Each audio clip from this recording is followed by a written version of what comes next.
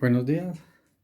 Vamos a trabajar entonces para este tutorial la guía de los grados décimo. Entonces, en el momento en que se vaya a subir este tutorial, recuerden que es para los estudiantes de grado décimo de la guía que acabo de enviarles a los grupos de WhatsApp. Entonces, vamos a trabajar un tema que se llama el experimento y descubrimiento de la caricatura, una mirada a partir del boceto. Vamos a comenzar entonces a partir de la misma gráfica y de algo muy importante, y es que a todos nos parece de pronto bastante curioso y nos despierta mucha inquietud el hecho de ver cómo se realiza un dibujo, cómo de pronto nosotros nos hacemos por la espalda o los hombros del dibujante y comenzamos a ver cómo va a comenzar a realizar esa obra. Vamos a hacer un ejemplo de lo que nos aproxima a la unidad respectiva a partir, como es el título de la temática, una caricatura. Entonces, es bueno ir observando entonces lo que voy a realizar en este momento, que son unos trazos. Estamos haciendo unos trazos. Hay otro elemento que también es importante, y es que para este ejercicio inicial no estoy haciendo una esquematización, como generalmente de pronto nos aconsejan a los artistas comenzar a hacer una esquematización, sino que estoy dibujando directamente sobre la superficie del papel. Vemos los elementos geométricos que siempre hemos utilizado para ir dando carácter al personaje. Podemos ver allá un adelanto de lo que es los ojos y los gestos de expresión. Vamos a irnos aproximando entonces para ver si ustedes logran identificar de qué personaje se trata.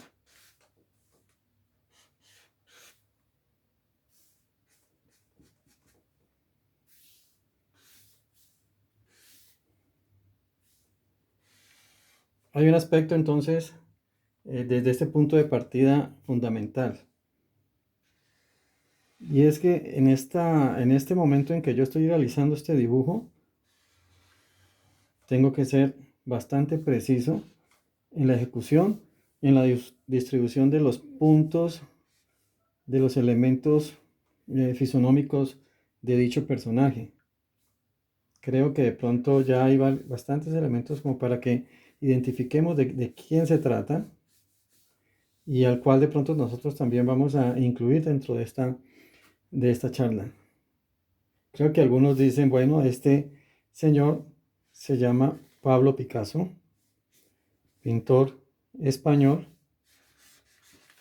que lo hemos realizado con un trazo muy comprometido, y esa es una palabra fundamental para lo que vamos a hacer a partir de este momento.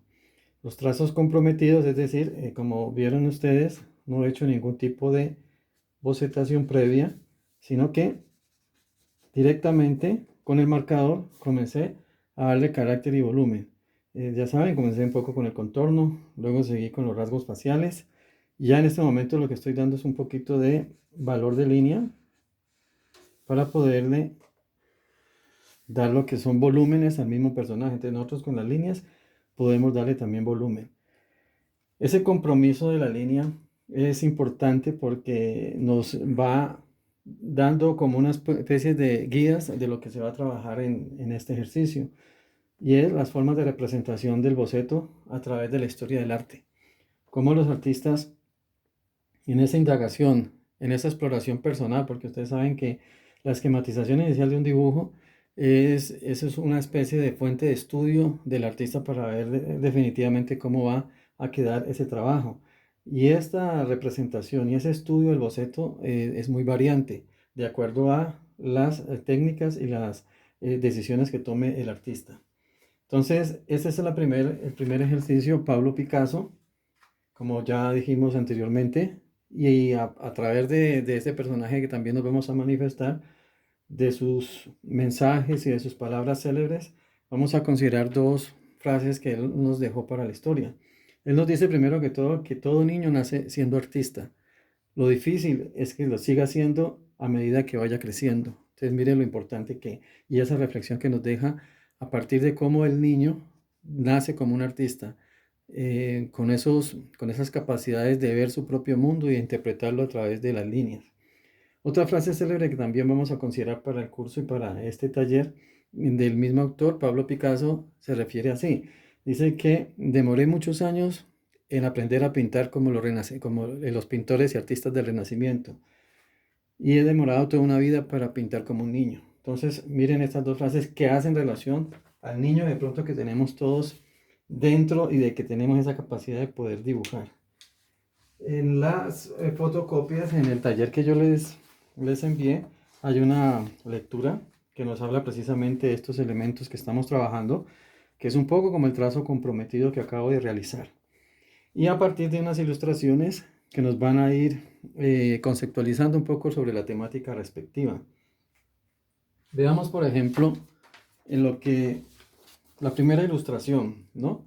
Que la podemos ver a través de esta diapositiva, de esta fotocopia a color, y es el artista dibujando una niña de Hubert Robert del siglo XVIII, 1773. Entonces es importante resaltar de pronto lo que les decía al inicio del curso, cómo esta señora, que viene siendo la esposa del artista, presenta esa curiosidad ante la mirada, con su mirada intuitiva de ver cómo comienza a trabajar y a esquematizar el retrato de la niña, que viene siendo la hija de la pareja. Entonces, desde un principio, mire, desde el siglo XVIII, perdón, vemos esa inquietud del ser humano por descubrir las formas en cómo se inicia un dibujo, cómo el artista de pronto llega a la perfección o la interpretación de un modelo. Entonces, vemos que Picasso era precisamente uno de esos artistas de la época que, él permitió a través de varios videos que nos deja y que se pueden observar ahora por internet, cómo él trabajaba sus obras, cómo él comenzaba a bocetear, cómo él tenía esa lucha de pronto interior de comenzar ese proceso creativo. Hay otra ilustración que de pronto esta sí no aparece en la fotocopia, que en el taller que acabo de mandar, pero que también nos habla un poco de lo que es el trabajo del artista, entonces, y lo que es los talleres que se van desarrollando y que se van perfeccionando a partir de la historia del arte. Este es el taller de Houdon precisamente del siglo XVIII, donde podemos observar al maestro que se encuentra en el centro casi del cuadro, haciendo un modelado de arcilla de un modelo al natural. Vemos que es un desnudo y ese mismo desnudo precisamente está mirando hacia el autor de ese cuadro, el que está dibujando de pronto ese escenario. Vemos que los estudiantes rodean al maestro observando de pronto la forma y la técnica que él está trabajando. Hay uno de los dibujantes que está haciendo el modelo que está dando la mirada hacia nosotros. Entonces todos los detalles que vemos en la composición nos hablan de esos procesos de creación, esos procesos de indagación del artista con el modelo. Esto que se está representando aquí es lo que comúnmente y que hasta nuestros días se utiliza y es el dibujo del natural. Podemos observar otros elementos en esta imagen. Por ejemplo, vemos también que hay muchas figuras en escaloya que son representaciones en yeso, ¿no? De modelos y de dorsos de personajes. Entonces, también se trabajaban estas herramientas con mucha frecuencia para los artistas, ¿no? En lugares interiores donde ellos se encerraban a explorar y a trabajar por largo tiempo. Es también un poco curioso lo que se trabajaba y las herramientas mecánicas que se utilizaban para esa época. Cuando hablo de herramientas mecánicas, podemos hablar también pues, de las figuras que ya acabo de decir, que son en yeso, así como esta figura que nos llama la atención de esta ilustración. A propósito, y creo que se me estaba olvidando un poco, el libro que estamos trabajando es de Ernst H. Gombrich, es un historiador de arte, es una referencia para todos nosotros los artistas y para las personas que quieran indagar y estudiar sobre temas del arte. Y su libro precisamente, que es un ensayo que hemos tomado de ese libro, El libro se llama Temas de nuestro tiempo y la unidad precisamente es la evolución y las diferentes formas que ha tenido el boceto a través de la historia del arte. Como pueden observar, este es uno de los modelos mecánicos utilizados para esa época. Estamos hablando del siglo XVIII, 1770, 1773. Y como pueden observar, es una especie de andamiaje que se ha elaborado, donde la modelo está sentada y dispuesta muy cómodamente. Se ha colocado una especie de vela, ¿sí?, al fondo y una especie de pantalla donde se refleja la luz de su silueta. Podemos observar, si detenidamente de pronto vemos en detalle, cómo se alcanza a perfilar el artista quien está dibujando esa silueta. Miren esos métodos. De pronto son demasiado mecánicos, donde casi que no hay mucho ejercicio de la observación del artista, sino que todo se limita de pronto a un procedimiento de copiar el contorno de la silueta de dicha figura. Nosotros vemos que estos métodos pues fueron utilizados por muchas personas, pero realmente muchos artistas decían que no era necesario utilizar este tipo de andamiajes y un poco complejos, sino que había que facilitar y confiar en las propias capacidades de interpretación de las formas del ser humano. Bueno, vamos a continuar con un dibujo hacia este lado, hacia el lado derecho, donde vamos a ir viendo de pronto otro tipo de representación de lo que es el tema central del ejercicio, y es las diferentes formas de hacer bocetaje en una obra. Miren que yo he cambiado la técnica, ya he pasado a trabajar con el lápiz de color. En esta fue comprometida, entonces yo puedo colocar aquí que es un trazo comprometido. Y acá vamos a darle un aspecto de retroalimentación.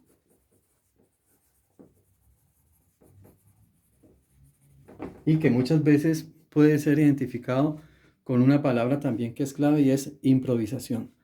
Esa retroalimentación quiere decir que yo en este momento puedo corregir. Hay elementos que me han quedado de pronto en esta parte, no eran convenientes, de pronto yo no veo que sea ajustado al contorno del personaje, entonces vuelvo a retroalimentar esa línea, la vuelvo a corregir. Vamos a continuar un poco con las imágenes de las que encontramos en la fotocopia guía, y es este tipo de modelos también mecánicos que se ayudaban los artistas para representar la figura humana, los famosos maniquís articulados. Entonces, aquí vemos algunos muy antiguos, ¿no? Imagínense, de la época de Durero. Son muñecos en los cuales hacia esta parte de aquí, de pronto que voy a hacer esta aproximación, se pueden hacer bocetos. Mire que esos bocetos hechos por el artista Durero a partir de ese maniquí de su trabajo. Los podemos encontrar hoy en día también en el mercado, nosotros los podemos conseguir de alguna forma y nos pueden ayudar también para hacer representaciones del ser humano. También este método del uso del maniquí articulado ha sido criticado por muchos artistas, sobre todo aquellos artistas en los cuales ellos propenden por que sus estudiantes o sus pupilos aprendan a desarrollar esa mirada objetiva sobre la figura, y que no se estén ayudando tanto de algunas herramientas mecánicas que hemos visto en el transcurso de estas imágenes. Entonces hay una parte fundamental, y es comenzar a diferenciar estos dos términos de compromiso e improvisación en la elaboración de un boceto. Entonces, continuando un poco con este ejercicio, nosotros a partir de esa retroalimentación que estamos generando es que vamos construyendo, como lo hicimos en el ejercicio de Gabriel García Márquez, donde trazábamos las formas geométricas, trazábamos los ejes para dividir la cara y para indicarnos de pronto lo que es los rasgos faciales fundamentales, como son los ojos, las orejas, por ejemplo, en este caso, ¿no? Yo me voy ayudando de estas mismas líneas, donde yo voy esquematizando a partir de esas formas geométricas. Puedo corregir En este momento yo estoy en esas posibilidades de poder corregir.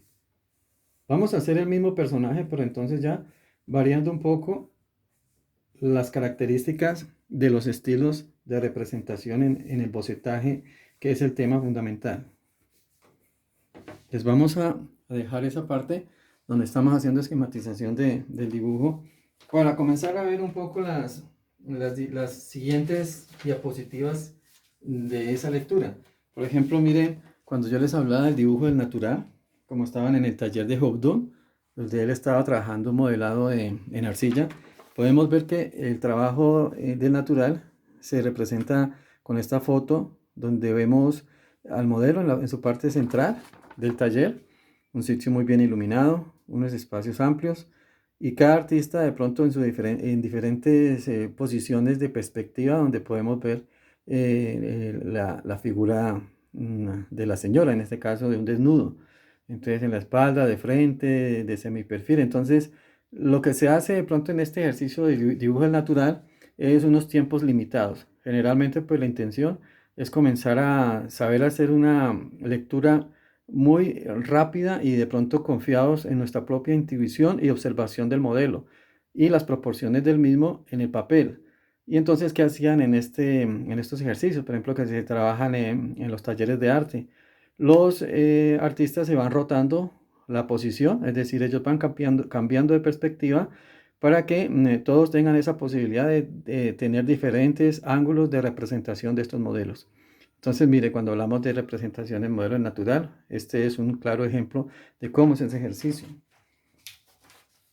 Bien, vamos a continuar un poco con el personaje, vamos a hacerle los ojos, ¿ya? Aquí, igual, en este momento yo puedo hacerlo retroalimentando, es decir, varias líneas. Depende a como yo me sienta un poco más cómodo. Si yo me siento más cómodo al hacerlo de esta forma o al hacer directamente, o sea, con una línea inteligente. Así lo vamos a ver como con esos términos. La línea intelectual e inteligente. Eso fue una forma en que Miguel Ángel, un artista que vamos a ver más adelante en la fotocopia, llamaba cómo debería representar a sus personajes. Entonces, con esa línea intelectual quiere decir que sea comprometida. Entonces, ahí ese es el elemento fundamental. Entonces, ya hemos adelantado un poco más del dibujo y vamos a continuar viendo las diapositivas que nos van indicando cómo la contextualizamos a través de la historia del arte estas dos formas de representación del dibujo. Aquí aparece entonces una escultura egipcia. Nos representa entonces cómo el artista de esa época era un trabajo supremamente comprometido. Entonces la línea del bocetaje, porque miren que la bocetación también se puede hacer a través de la escultura. No solamente cuando hablamos del término de bocetos, tiene que ser únicamente con el dibujo, sino que esto también puede ser a través de la escultura, como este ejemplo de esta figura egipcia. ¿Qué nos hace nosotros, y según el autor y del libro que estamos documentándonos en este ejercicio, qué nos hace considerar que esta obra es comprometida?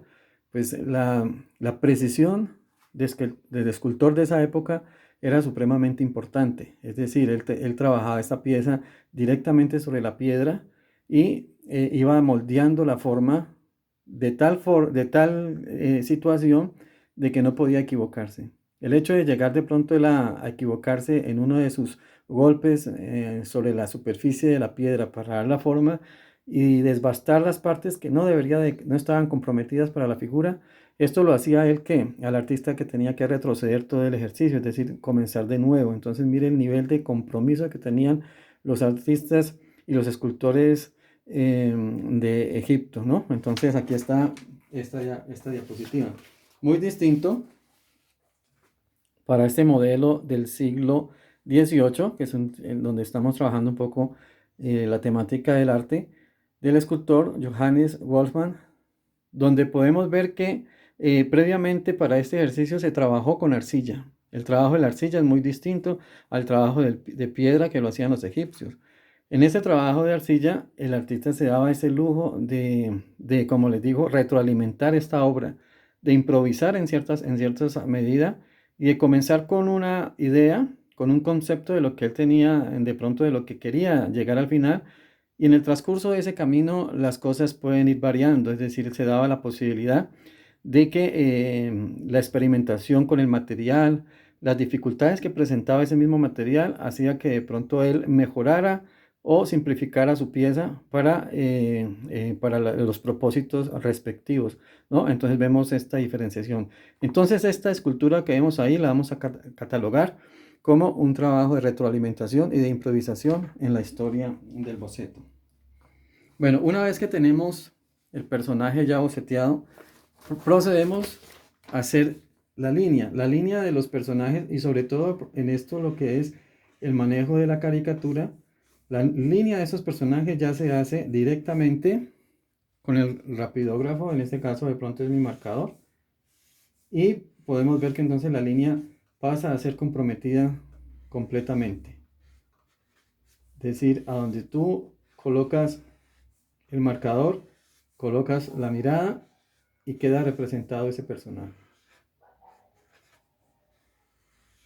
Vemos que son dos representaciones de Pablo Picasso. Yo me doy una facilidad cuando estoy trabajando con la línea y de pronto con este tipo de boceto previo con el lápiz de color rojo. Y es que al final de la composición yo puedo ir corrigiendo aquellos elementos que yo considero que son necesarios para aproximar más la caracterización de este personaje, en este caso Pablo Picasso.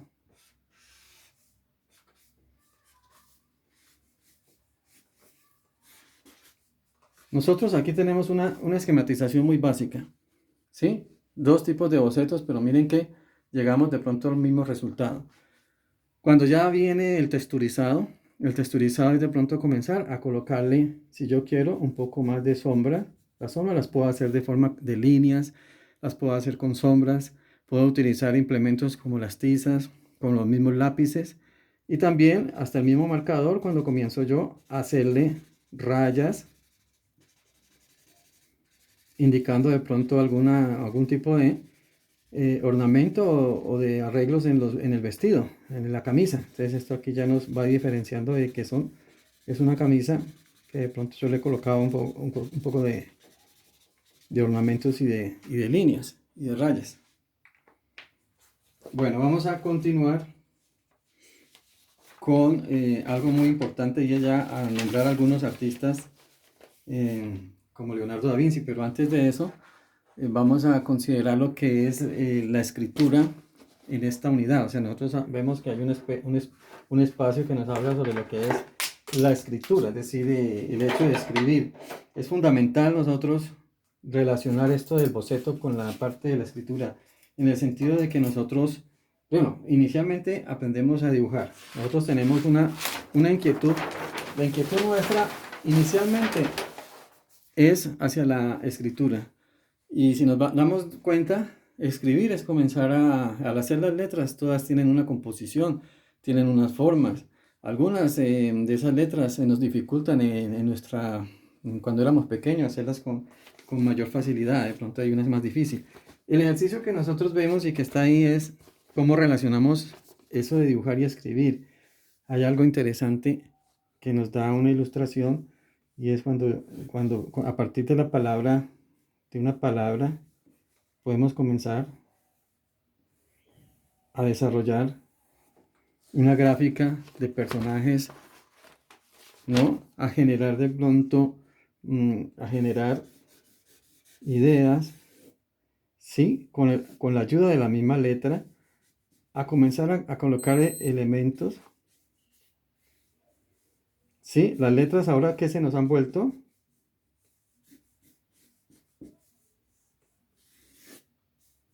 las letras se nos volvieron ya parte del elemento que nosotros queríamos. Podemos improvisar en este caso. Nosotros tenemos que darnos esa posibilidad de improvisar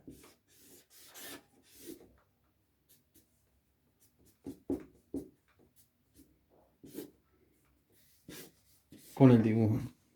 Podemos ir creando personajes a partir de las palabras. Entonces, es bueno ese ejercicio que nosotros siempre en el colegio, tal vez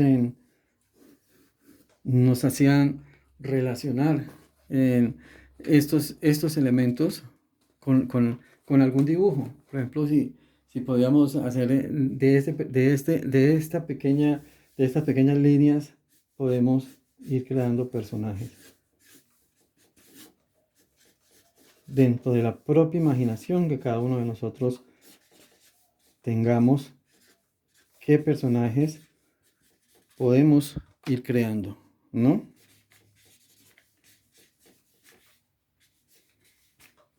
Sí, nos vamos inventando personajes. En este caso, pues, un artista, es uno de los artistas que yo trabajo para las caricaturas. Bueno, hay otro aspecto importante también y que nos hablan de lo que es imagen y escritura, la relación entre esa imagen y la escritura, pero la podemos ver desde libros muy antiguos, ¿no? Del siglo XIV. Imagínense, teníamos una de las ilustraciones que está de pronto en la fotocopia y es de un manuscrito de alemán, Wilhelm, del siglo XIV, ¿no? Donde se ve esa relación que tiene el texto con la imagen. Y podemos ir hablando entonces que se vuelve un trabajo muy artesanal. Habían unos escribas especiales para transcribir todas estas historias, para ir desarrollando no solamente el ornamento de la letra, las letras eran muy bien elaboradas también, con plumas especiales, pero también los dibujos tenían un aspecto muy artístico. Pero con el tiempo eso se ha ido perdiendo. Desafortunadamente nosotros, esa rapidez que nos requiere de pronto unos tiempos como los de ahora, donde todo se necesita inmediato, una producción muy rápida, hasta la misma escritura se ha sacrificado en ese aspecto.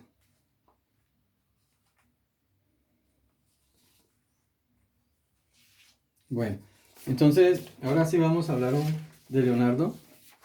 Tenemos uno de sus dibujos de autorretratos. Leonardo da Vinci fue uno de los artistas que más se retrató, que se hizo su propia exploración a través de cómo él se miraba a través de su dibujo. Con Leonardo encontramos uno de los mejores exponentes de lo que es el trabajo de bocetación. A Leonardo le debemos agradecer una cantidad de manuscritos, de estudios, donde se nos ha dejado todo ese legado científico, no solamente artístico, sino científico, de sus aportes a la humanidad. Podemos ver entonces desde libros de anatomía, estudios previos de todas las partes del cuerpo humano. Él trabajaba entonces con cadáveres, les hacía la disección y les iba de todas maneras dibujando todo ese componente y complejo de lo que es el ser humano, esa inquietud que tenía de representación, no solamente en el dibujo del cuerpo humano, sino también de la exploración de su funcionamiento. También hay unos libros de, de arquitectura, ¿sí? De proyectos para lo que es puentes, algo de ingeniería, tiene también de dinámica, de aeronáutica, como lo es el helicóptero, en fin, nos podemos encontrar una cantidad de elementos propios de este artista. Y qué hablar también de la cantidad de bocetos que nos dejó de sus obras previas, de su cantidad de exploraciones de los rasgos y las expresiones del ser humano para sus dibujos. Ustedes miren que este autor de Leonardo, por ejemplo, la Mona Lisa, de él encontramos una cantidad de bocetos, de imágenes, de pruebas previas para poder definir entonces cuál era su intención en la obra. Entonces, este artista lo catalogamos dentro de esa retroalimentación que hablábamos del dibujo, esa improvisación. Leonardo se daba ese gusto de poderse equivocar, decía de que una de las cosas es lograrse equivocar, pero para mejorar, para poder retroalimentar y corregir ese dibujo, ese boceto, hasta lograr de pronto el objetivo deseado. En contraposición con el artista de Leonardo vemos esta ilustración que nos habla de Giotto, 1267, 1337, estamos hablando del siglo XIV. Este Giotto sí nos puede representar el claro ejemplo del artista comprometido, es decir, donde él le da ese valor a la seguridad en el trazo, es decir, él dice que el artista lo que tiene que hacer es tener casi que realmente en su cabeza, en su mente, tener todos los instrumentos de dibujo con mucha perfección. Es decir, que casi que en la cabeza uno tiene que tener el compás, la regla, el transportador. Es decir, que uno tiene que ser muy geométrico y muy preciso en los dibujos, ¿no? Y que no se podía estar equivocando con tanta rapidez o estar explorando tantas cosas. Entonces, mire, vemos estos dos grandes artistas representativos de los diferentes estilos que nos interesan para esto que es la parte del boceto. Y cuando hablamos de Giotto, ¿no? Hay un aspecto importante que también hay que resaltar dentro de la lectura, que hoy estamos hablando precisamente de esa lectura, y es el trabajo de la pintura al fresco. La pintura al fresco tiene la característica de que, como su nombre lo indica, tiene que ser de una ejecución muy rápida. ¿Ya? Entonces, ¿qué pasa con eso? Se tenía que dibujar con una especie de color rojizo, que es el material que se utilizaba, sobre una primera base. Y rápidamente se le echaba otra especie de base de segunda capa, que es llamada como el intonaco, para que ya realmente se comiencen a desarrollar y a echar los colores definitivos. ¿Qué pasa con esto de la pintura al fresco? La pintura al fresco es un claro ejemplo de lo que era el artista en su momento y que debería ser muy comprometido con su línea. Él no se podía equivocar. Hagan de cuenta que como si la pintura al fresco fuera como una especie de análogo a lo que es la pintura del escultor egipcio, donde no se podía equivocar al hacer el corte o el golpe de la piedra. Vamos a pasar entonces con otro de los artistas que creo que estaba hablando ahorita, y es Miguel Ángel, donde como les comentaba, hablaba mucho sobre lo que es el intelecto en su línea, ¿sí? ¿Qué quiere decir esto? Es una línea, el intelecto dominante es una línea muy segura, es una línea donde a Miguel Ángel cómo se le valoran esos trabajos que él realizó, y es que comenzaba a dibujar el contorno de la figura, ¿ya? Con mucha precisión, muy exacto, hacer ese perfilamiento del dorso, del desnudo, en fin, y posteriormente de haber hecho ese perfilamiento con tanta precisión, comenzaba a trabajar el detalle, ¿sí? La ropa con mucha trama. Cuando yo hablo de trama es de pronto ya el volumen, ya en un dibujo, ¿no? Lo que es las sombras, pero trabajadas de esa forma. Entonces, miren, Miguel Ángel lo podemos clasificar dentro de esta lectura, dentro de esta actividad que estamos haciendo, como un artista muy comprometido en cuanto a la forma en que él realizó sus bocetos. De Miguel Ángel, desafortunadamente, no tenemos una cantidad así de bocetos como las dejó nuestro gran artista Leonardo, el artista anterior. Miguel Ángel de pronto no prestó mucha atención en esos bocetos.